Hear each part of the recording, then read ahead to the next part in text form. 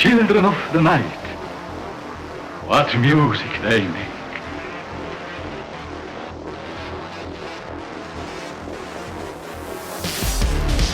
But that's fiction, right? Michelle says no, that there's an actively growing vampire subculture. Folks who call themselves real vampires run on a continuum. There are those who drink blood. There are those who really just adopt the vampire as a fashion archetype. According to the Atlanta Vampire Alliance, or AVA, there are thousands of people all around the world who consider themselves real vampires, from Amsterdam to London to right here in Cleveland. But they say they aren't out trolling around cemeteries at all hours of the night, and they aren't satanic in sacrificing small animals. They say they're just regular people, your friends, family, even co-workers.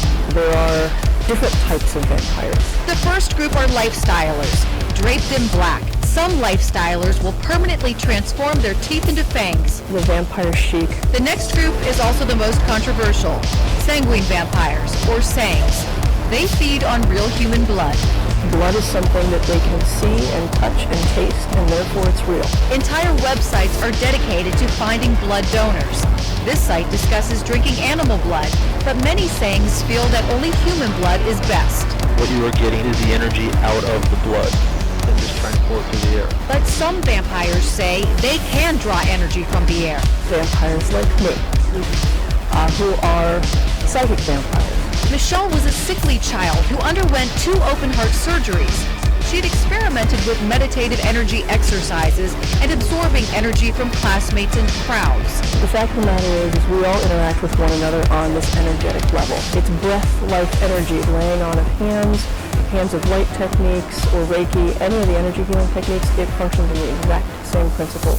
The only difference is instead of putting energy in, you're taking it out. It worked. Until I just kind of went through this period where I'm like, nobody's going to take any of my academic work seriously if I persist with this. Then one day, she collapsed. They actually asked me if I would be willing to be put on a heart transplant list.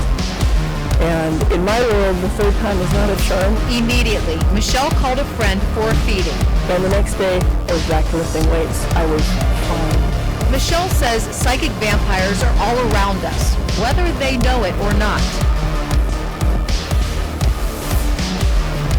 One of the hard things about being an energy vampire is that even when you're being sincere and maybe looking for some reassurance or support, people think you're trying to drain their life force. I wish people would understand that I don't live to drain. I drain to live.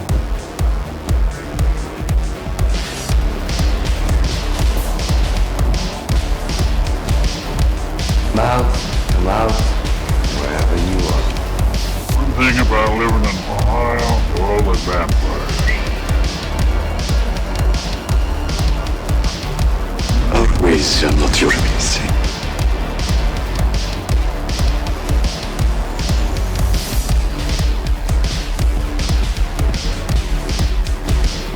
How does one know they are a vampire?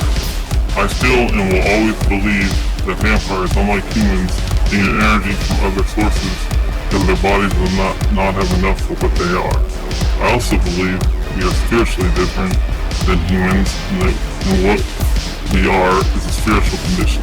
The simple definition of a vampire is one who needs energy because their bodies don't have enough for their soul. We take it through the blood. Some of us take it through the blood. Some of the life force of human energy is in the blood. The taking of it directly, if you're strong enough.